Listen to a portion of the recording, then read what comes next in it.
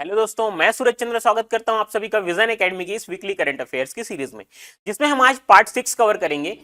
20 जुलाई से लेकर के 26 जुलाई तक के जितने भी नेशनल और इंटरनेशनल इंपॉर्टेंट करंट अफेयर्स हैं उन पर हम विस्तार से चर्चा करेंगे। यहाँ पर जो फैक्ट्स हैं वो सारे इंपॉर्टेंट फैक्ट्स रहेंगे, एग्जाम ओरिएंटेड रहेंगे, तो वीडियो के अंत तक बने रहिएगा और वीडियो अच्छा लगे तो अपने दोस्तों को शेयर करिएगा।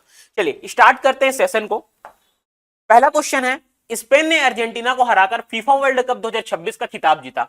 यह फाइनल मैच किस स्टेडियम में खेला गया था? तो सबसे पहले तो यह क्वेश्चन है कि फीफा वर्ल्ड कप का खिताब किसने जीता, इसमें विनर कौन था? तो स्पेन। और रनर अप की अगर हम बात करें तो वो था अर्जेंटीना। और इसका आयोजन हुआ था मेट लाइफ स्टेडियम, जो कि कहां पर है? यूएसए में। ठीक है, चलिए इसके बारे में आगे और देखते हैं। फीफा वर्ल्ड कप के सारे क्वेश्चन यहां पर इंपॉर्टेंट होने वाले हैं।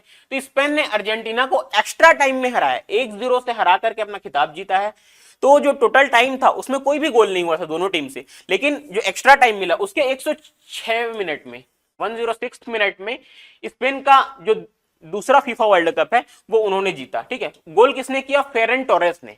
पहली बार जब स्पेन कौन से ईयर में जीता था? 2010 में। ठीक है, फ्रांस के जो किलियन एम्बापे हैं, इन्हें 10 गोल के साथ गोल्डन बूट अवार्ड से नवाजा गया। और गोल्डन बूट जो अवार्ड है ये लगातार इन्होंने दूसरी बार जीता है। ठीक है, तो ये पहले खिलाड़ी बने हैं ऐसा करने वाले। और अगर हम और अवार्ड विनर्स की बात करें तो ये सारे इंपॉर्टेंट हो जाते हैं। गोल्डन बॉल बेस्ट प्लेयर को दिया जाता है, जो किसको मिला है? रोड्री, जो कि स्पेन के प्लेयर हैं। उसके बाद सिल्वर बॉल की बात करें तो लियोनल मेसी, जो अर्जेंटीना के प्लेयर हैं, अर्जेंटीना के कैप्टन हैं। ठीक है, गोल्डन बूट टॉप स्कोरर को दिया जाता है, जिसे किलियन एम्बापे को मिला है, जिन्होंने 10 गोल किए थे। ठीक है, गोल्डन ग्लव की अगर हम बात करें तो यूनाई सीमन, जो स्पेन के प्लेयर हैं। और फीफा फेयर प्ले ट्रॉफी की अगर बात करें तो ये दिया गया है नीदरलैंड को। इसमें देखते हैं 23rd फीफा वर्ल्ड कप की अगर हम बात करें तो 11 जून से 19 जुलाई 2026 तक इसका आयोजन किया गया था। संयुक्त रूप से आयोजित किया था कौन कौन से देश ने? यूएसए, कनाडा और मैक्सिको। ठीक है, 3 देशों ने मिलकर के संयुक्त रूप से इसका आयोजन किया था। अगर हम कैप्टन की बात करें तो रॉड्रिग हर्नांडिस, जो कि चैंपियन टीम के कैप्टन रहे स्पेन के, और रनर अप जो अर्जेंटीना है उसके कैप्टन है लियोनल मेसी। ठीक है, आगे देखते हैं। इसमें 1930 में शुरू हुआ था ये जो पहला फीफा वर्ल्ड कप है, उरुग्वे से स्टार्ट हुआ था और उरुग्वे ने ही पहला इसका टाइटल जीता था। ठीक है, प्राइज मनी की अगर हम बात करें तो इसमें जो चैंपियन टीम है उसको 50 मिलियन यूएस डॉलर मिलता है, जो लगभग 470 करोड़ के बराबर होता है। और रनर अप टीम को अगर हम बात करें तो इसमें 33 मिलियन यूएस डॉलर मिलता है, जो कि 314 करोड़ के बराबर होता है। ठीक है, तो फीफा वर्ल्ड कप से जितने भी फैक्ट्स हैं वो सारे इंपॉर्टेंट है, तो एकदम से रट लीजिएगा इनको, ये किसी भी एग्जाम में पूछे जा सकते हैं। नेक्स्ट देखते हैं, 72वें राष्ट्रीय फिल्म पुरस्कार में सर्वश्रेष्ठ फीचर फिल्म का पुरस्कार किस फिल्म को दिया गया है? इसका आंसर हो जाएगा आर्टिकल 370। ठीक है, चलिए इसके बारे में देखते हैं। ये पुरस्कार 2024 में सीबीएफसी मतलब central board of film certification द्वारा जो प्रमाणित फिल्म है उनको दिए जाते हैं। इसमें क्या क्या क्राइटेरिया रहते हैं? इंडियन सिनेमा में जो बेस्ट प्रदर्शन के लिए दिया जाता है, इससे अलग अलग कैटेगरीज में भी दिया जाता है। अवार्ड प्रेसिडेंट के द्वारा दिया जाता है इसमें। ठीक है, एक समारोह का आयोजन होता है जिसमें प्रेसिडेंट के द्वारा यह अवार्ड प्रदान किया जाता है। तो फर्स्ट अवार्ड की हम बात करें तो 10 अक्टूबर 1954 को यह स्टार्ट हुआ था।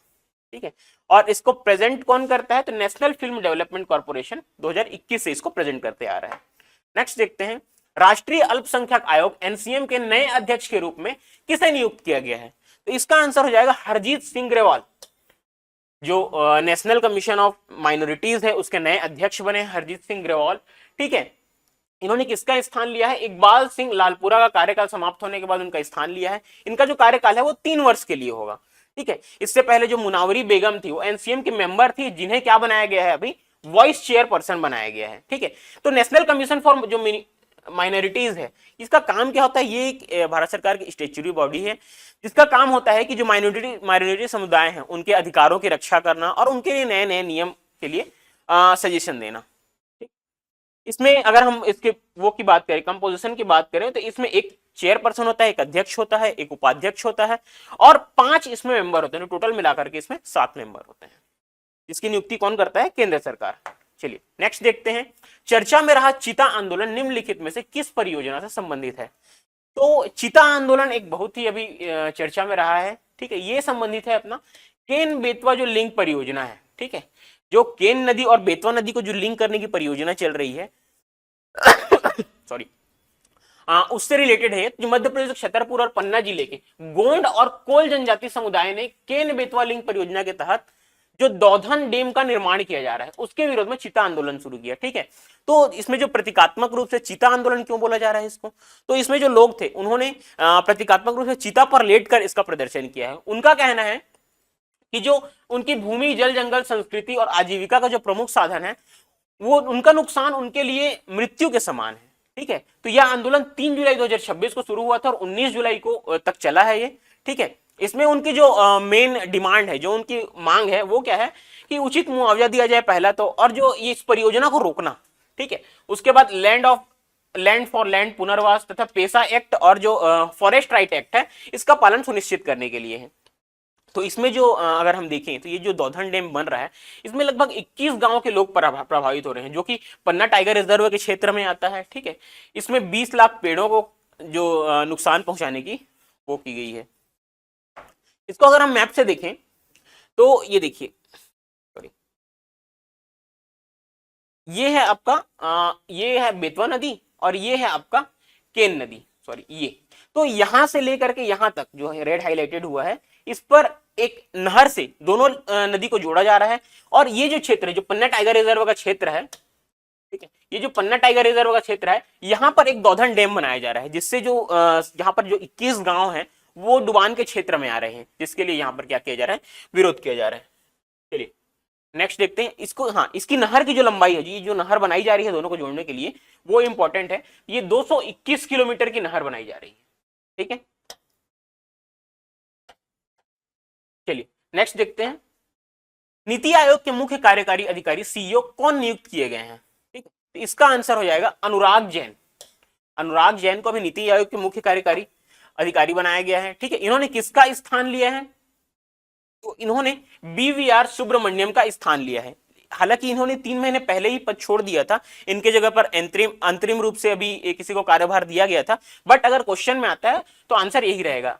उसके अगर ऑप्शन में ये भी रहता है, जैसे निधि चड्ढा, जो कि अभी वर्तमान में इसका पदभार इनके पास था, तो अगर ऑप्शन में बीवीआर सुब्रमण्यम नहीं रहता, निधि चड्ढा रहता, तो ये भी आप आंसर ले सकते हैं। ठीक है, नेक्स्ट देखते हैं। बाब अल मंडेव जल डमरू मध्य किन 2 जल निकायों को जोड़ता है? तो इसका आंसर हो जाएगा आपका जो लाल सागर, सॉरी ताल सागर लिखा गया, यह है लाल सागर। ठीक है, लाल सागर और अदन की खाड़ी, इसको जोड़ने का काम करता है। तो ये चर्चा में क्यों है अभी? ठीक है, तो इसमें जो यमन के जो हौथी रेबल्स हैं, इन्होंने एक घोषणा की है कि जो बाब एल मंडप जो स्ट्रेट है, उससे होकर के जो सऊदी अरब के जो जहाज है, जो खास करके जो तेल लेकर के जाते हैं, उन पर इन्होंने बोला है कि जरूरत पड़ने पर हम उन पर हमला कर सकते हैं। ठीक है, ये इन्होंने क्यों बोला है तो इसका देखते हैं। ठीक है, ये इन्होंने बोला है क्योंकि जो हौदी रेबल्स हैं, ये इनको ईरान इनको सपोर्ट करता है, और जो सऊदी अरब है उससे अभी ईरान का युद्ध चल रहा है। ठीक है, तो उसके कारण ये हौदी रेबल्स ने ये घोषणा की है कि वहां पर से जो भी बोट्स मतलब जो जहाज पार होंगे उन पर हम हमला करेंगे करके। ठीक, तो इंपॉर्टेंट है, याद रखिएगा। भारतीय नौसेना द्वारा हाल ही में शुरू किए गए स्वदेशी माहे class anti submarine warfare shallow watercraft का नाम क्या रखा गया है? तो इसका आंसर हो जाएगा INS मालवन। ठीक है, इससे पहले 2025 में एक और INS माहे को शामिल किया गया था, और अभी जो INS मालवन है इसको शामिल किया गया है। ठीक है, तो याद रखिएगा, इंपॉर्टेंट फैक्ट है।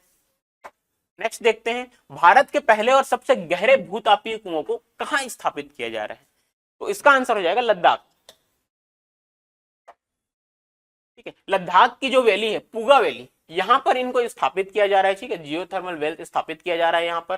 ठीक है, इसमें पुगा वैली में जो ONGC एनर्जी सेंटर है, ये इसको स्थापित कर रही है। ठीक, इसमें 1000 मीटर गहराई वाले 2 जियोथर्मल वेल्स को 14,000 फीट की ऊंचाई पर स्थापित किया जा रहा है। ठीक है, इसमें क्या होगा, 1 मेगावाट का इसमें विद्युत उत्पादन के लिए टारगेट रखा गया है।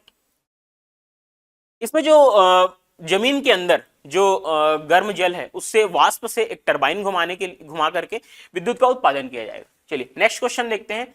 विश्व शतरंज दिवस हर साल कब मनाया जाता है? इसका आंसर हो जाएगा 20 जुलाई। 20 जुलाई को हर साल विश्व शतरंज दिवस मनाया जाता है। और क्यों मनाया जाता है इस दिन? क्योंकि 20 जुलाई 1924 को ही इंटरनेशनल चेस फेडरेशन फाइड की जो है क्या है, स्थापना हुई थी, और इस दिवस को यूनाइटेड नेशंस के द्वारा 2019 में मान्यता दी गई है। ठीक है, चलिए नेक्स्ट देखते हैं। भारत के पहले निजी ऑर्बिटल रॉकेट विक्रम 1 को किस कंपनी ने विकसित किया है? ठीक है, तो इसका आंसर हो जाएगा आपका स्काई रूट एरोस्पेस। तो जो भारत है ये विश्व में मतलब तीसरे नंबर का ऐसा देश बना है जिसके प्राइवेट सेक्टर की जो कंपनी है उसने अपना ऑर्बिटल एयर स्पेस स्थापित किया है। ठीक है, प्राइवेट ऑर्बिटल रॉकेट विक्रम 1 का सफल प्रक्षेपण किया है। ठीक, इसमें अगर हम देखें तो विक्रम 1 के सफल प्रक्षेपण के साथ स्काई रूट एरोस्पेस भारत की पहली प्राइवेट कंपनी बन गई है जिसने सैटेलाइट को पृथ्वी की कक्षा में स्थापित किया है। नेक्स्ट देखते हैं, सर गारफील्ड सोबर्स का हाल ही में निधन हो गया, वह किस देश के महान क्रिकेटर थे? तो इसका आंसर हो जाएगा वेस्ट इंडीज। वेस्ट इंडीज की बहुत ही महान ऑलराउंडर थे ये, ठीक है, जिनके नाम पर आईसीसी प्रतिवर्ष बेस्ट मेंस क्रिकेटर का सर गारफील्ड सोबर्स ट्रॉफी दी जाती है इनके द्वारा। ठीक है, तो इनकी जो आयु थी वो 89 वर्ष थी, इस आयु में इनका निधन हो गया। नेक्स्ट देखते हैं, यूनाइटेड किंगडम के नए प्रधानमंत्री के रूप में किसे नियुक्त किया गया है? इसका आंसर हो जाएगा एंडी बर्नहम। तो हम देखें तो जो पिछले 10 सालों में ये 7वें प्रधानमंत्री बने हैं जिन्होंने वहां के यूके के प्रधानमंत्री के रूप में शपथ लिया है। ठीक है, क्यों लिया है? तो जो कीर स्टार्मर थे वो जो प्राइम मिनिस्टर थे लेबर पार्टी के, वहां पर जो बहुमत है वो लेबर पार्टी के पास है, तो कीर स्टार्मर जो है वहां के प्रधानमंत्री थे जिन्होंने क्या किया है, अभी नेता और अपने इस्तीफा दे दिया, मतलब अपने पद से इस्तीफा दे दिया और वहां के पार्टी से भी इस्तीफा दे दिया, जिसके कारण लेबर पार्टी ने अपना दूसरा प्रतिनिधि अपॉइंट किया है एंडी बर्नहम को। ठीक है, नेक्स्ट देखते हैं, जापान ओपन 2026 का महिला एकल खिताब जीतने वाली पहली भारतीय खिलाड़ी कौन बनी है? तो इसका आंसर हो जाएगा पीवी सिंधु।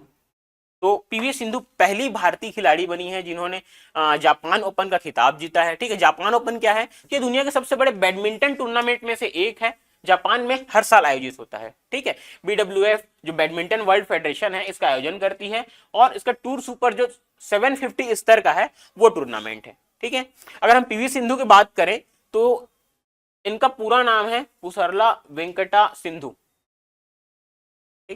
नेक्स्ट देखते हैं, भारत की पहली अर्बन नाइट सफारी की स्थापना किस राज्य में की जा रही है? तो इसका आंसर हो जाएगा आपका उत्तर प्रदेश। ठीक है, उत्तर प्रदेश में अर्बन नाइट सफारी की स्थापना की जाएगी। अर्बन नाइट सफारी क्या होगा? जैसे भाई हम जंगल सफारी देखते हैं तो उसमें दिन में ही जो ओपन जीप से वहां पर आप जंगल में जा सकते हैं, लेकिन इसमें क्या होगा कि रात में भी हम वहां पर जा करके आनंद उठा सकते हैं। ठीक है, रात में भी हम, देखिए ये जैसे फोटो में दिखा रहा है कि ऐसे रात में भी वहां पर गाड़ियां चलेंगी। ठीक है, तो ये कहां पर हो रहा है? उत्तर प्रदेश में स्थापित किया जा रहा है, जो कुलकेरी नाइट सफारी एंड डे जू प्रोजेक्ट इसका नाम है। ठीक है, इसके साथ ही भारत की पहली तथा दुनिया की 5वीं नाइट सफारी बनने वाली है। नेक्स्ट देखते हैं, risk based business approval system को लागू करने वाला भारत का पहला राज्य कौन बना है? इसका आंसर हो जाएगा छत्तीसगढ़। तो छत्तीसगढ़ में जो क्या है, जो कम रिस्क वाले जो बिजनेस हैं उनको स्टार्टअप देने के लिए, उनको मंजूरी देने के लिए, उनको लाइसेंस देने के लिए कम समय में मतलब निर्धारण किया जाए, इसके लिए एक नियम बनाया गया है जिसमें क्या होगा, ऐसे जो कम रिस्क वाले जो उद्योग रहेंगे उनको आसानी से मतलब क्या अप्रूवल मिल जाएगा, लेकिन जो खतरे वाले हैं जैसे कि विस्फोटक पदार्थों से रिलेटेड हो गए उनको मंजूरी मिलने में यहाँ पर देरी होगी, लेकिन जो कम रिस्क वाले जितने भी बिजनेस होंगे उनको आसानी से यहाँ पर लाइसेंस उपलब्ध हो जाएगा। नेक्स्ट देखते हैं, मिशन गोल्डन स्पाइस किस कृषि उत्पाद को वैश्विक ब्रांड के रूप में विकसित करने के लिए शुरू किया गया है? तो इसका आंसर हो जाएगा लाकाडोंग हल्दी। तो ये जो लाकाडोंग हल्दी है इसके लिए मिशन गोल्डन स्पाइस की शुरुआत की गई है। ठीक है, यह 175 करोड़ की 5 वर्षीय पहल है जिसका उद्देश्य लाकाडोंग टर्मरिक को वैश्विक बाजार में बढ़ावा देना है। इसकी खेती 2600 हेक्टेयर से बढ़ाकर 7000 हेक्टेयर करने का इसमें लक्ष्य रखा गया है, जिसमें 99% महिलाओं की आय बढ़ाने का इसमें लक्ष्य रखा गया है। ठीक है, इसके प्रोसेसिंग और कोल्ड स्टोरेज जैसी सुविधाओं विकसित करने के लिए 3000 से अधिक रोजगार सृजित किए जाएंगे तथा US, EU, जापान और गल्फ जैसी नए निर्यात बाजारों तक पहुंचाई जाएगी। ठीक है, तो इसका जो मुख्य रूप से कहां किया जा रहा है, मेघालय के वेस्ट और ईस्ट जैतिना हिल्स में उगाई जाएगी। नेक्स्ट देखते हैं, लॉर्ड्स क्रिकेट ग्राउंड पर ODI सेंचुरी बनाने वाले पहले भारतीय क्रिकेटर कौन बने? तो इसका आंसर हो जाएगा हमारे जो रोहित शर्मा है,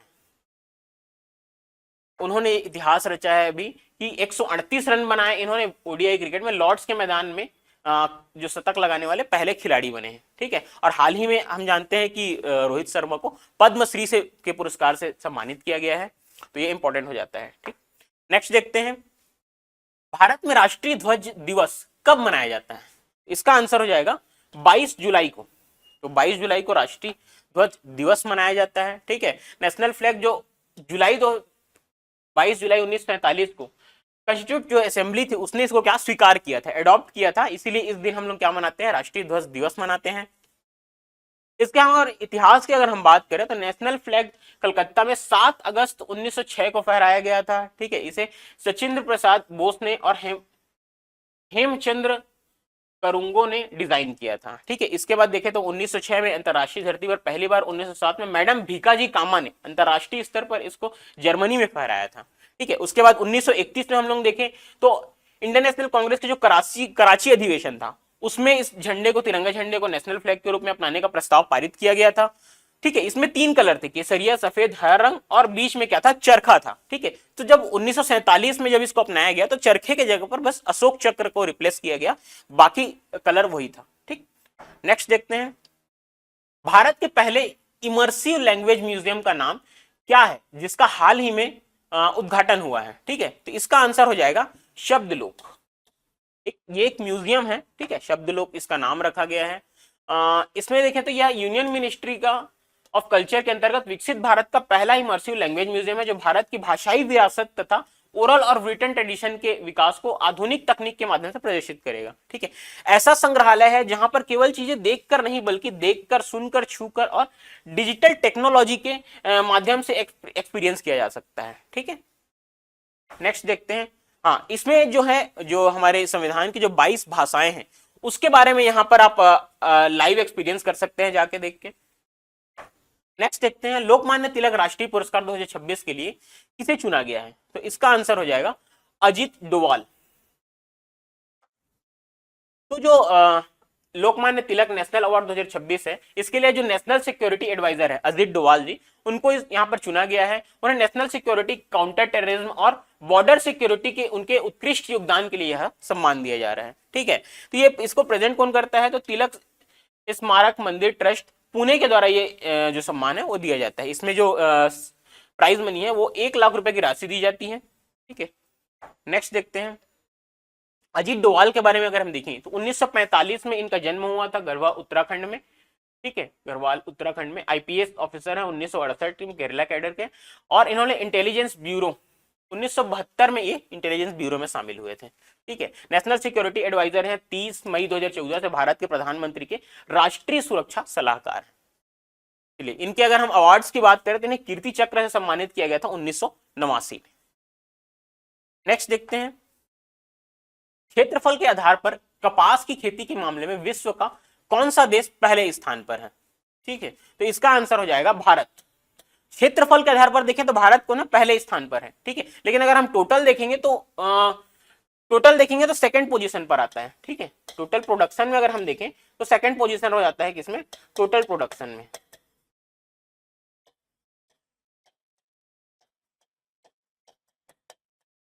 ठीक है, टोटल प्रोडक्शन में सेकंड, और क्षेत्रफल के आधार पर हम देखें तो यहां पर भारत पहले स्थान पर।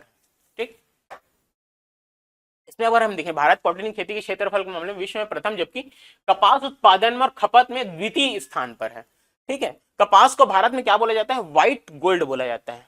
ठीक, तो इसमें जो मिशन है उसमें यह भारत का 5 वर्षीय योजना है जिसमें 5 मई 2026 को केंद्रीय मंत्रिमंडल ने मंजूरी दी है। इस मिशन पर 5,659.22 करोड़ रुपए खर्च किए जाएंगे। ठीक है, इसका उद्देश्य क्या है? कॉटन की पैदावार, गुणवत्ता और किसानों की आय को वृद्धि करना। ठीक, नेक्स्ट देखते हैं, हाल ही में इंटरनेशनल चेस फेडरेशन फाइड के अंतरिम प्रेसिडेंट का पद किसने संभाला है? तो इसका आंसर हो जाएगा विश्वनाथन आनंद। तो इन्होंने फाइड के अंतरिम जो प्रेसिडेंट है उसका पद संभाला है। इन्होंने किसका स्थान लिया है? आर्केडी डेवोर्कोविच का। ठीक है, इनका स्थान इन्होंने लिया विश्वनाथन आनंद ने। ठीक है, इनके अगर हम बर्थ प्लेस की बात करें तो मयिलादुथुराई तमिलनाडु में इनका जन्म हुआ था। ठीक है, इनके अगर हम पुरस्कारों की बात करें तो राजीव गांधी खेल रत्न पुरस्कार, ठीक है, पद्म अवार्ड, पद्मश्री, पद्म भूषण और पद्म विभूषण से इन्हें सम्मानित किया जा चुका है। नेक्स्ट देखते हैं, ग्लासगो 2026 राष्ट्रमंडल खेलों में भारत के ध्वजवाहक कौन है?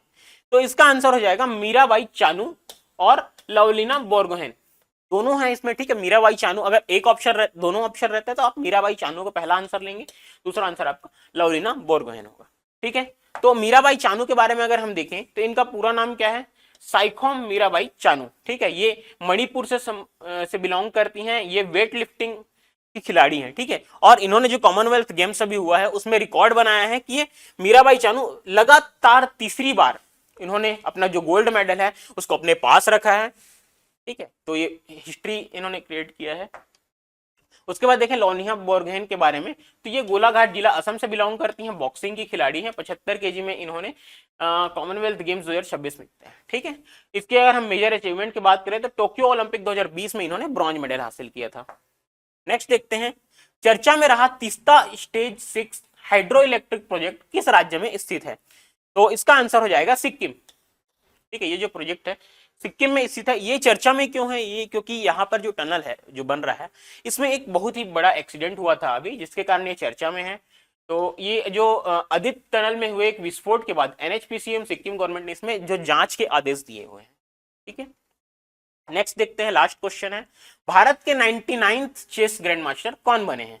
तो इसका आंसर हो जाएगा आपका वी.एस. रदनवेल। तो जैसे चेस ग्रैंड मास्टर के हमने और भी क्वेश्चंस किए थे जिसमें हमने 96 से लेकर के 99 तक पहुंच गया है ना, 96, 97, 98। चलिए ये आपको कमेंट करके बताना है कि 96 से लेकर के 98 ग्रैंड मास्टर कौन है, और जो 99th ग्रैंड मास्टर बने हैं वो बने हैं अभी रदनवेल, ठीक है,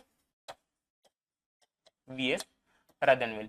96 चलिए मैं बता देता हूं, इसमें कौन था? एथन वाज, आपको नाम याद होगा, मैंने अपनी वीडियो में ही बताया था। एथन वाज जो थे 96 ग्रैंड मास्टर थे। उसके बाद GB. Harshvardhan,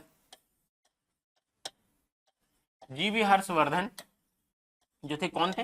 97th grand master थे। उसके बाद 98 हम लोग देखें तो इसमें कौन थे? एस अश्वत्थ, एस अश्वत्थ जो थे ये 98th ग्रैंड मास्टर। तो इसको, ये बहुत इंपॉर्टेंट है, इसको सही जोड़ी मिला होकर के पूछ सकता है चारों को, ठीक है। एक साइड आपका नंबरिंग दे देगा, उसके बाद एक साइड नाम दे देगा, तो इंपॉर्टेंट है, याद रखिएगा, ठीक है। वी.एस. रदनवाल के बारे में अगर हम देखें तो इन्होंने तमिलनाडु से ये बिलोंग करके हैं, ठीक है। इन्होंने इसके साथ ही 100वें ग्रैंड मास्टर के ऐतिहासिक आंकड़े के बेहद करीब पहुंच गया है भारत, ठीक है। बस एक कदम दूर है जो हमारे 100वें ग्रैंड मास्टर वहां पर जाएंगे। चलिए नेक्स्ट देखते हैं। तो ये हमने 20 जुलाई से लेकर के 26 जुलाई तक जितने भी इंपॉर्टेंट नेशनल और इंटरनेशनल करंट अफेयर्स हैं उनको कवर किया है। काफ़ी मेहनत की है इसमें हमारी टीम ने, तो वीडियो को देखेंगे, अच्छा लगेगा आपको तो वीडियो को लाइक करेंगे, चैनल को सब्सक्राइब करें, और अच्छा लगे तो अपने दोस्तों को शेयर करेंगे ताकि उनको भी एग्जाम में क्या बने, हेल्प मिल सके, ठीक है। ऐसे ही वीडियो देखने के लिए हमारे यूट्यूब चैनल पर बने रहें, ठीक है। और अगर आपको कुछ लगता है, कुछ डाउट्स है इसमें या कुछ करेक्शन है इसमें, या कुछ भी आपको लगता है कि सजेशन आप दे सकते हैं, तो आप कमेंट करके बता सकते हैं, ठीक है। Thank you.